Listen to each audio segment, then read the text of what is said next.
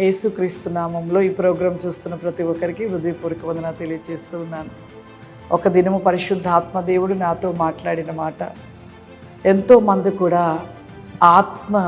ఆత్మలో ఉంటున్నాం అనుకుంటున్నారు, కానీ ఆత్మలో ఆరిపోయిన దీపాల్లాగా ఉంటున్నారు.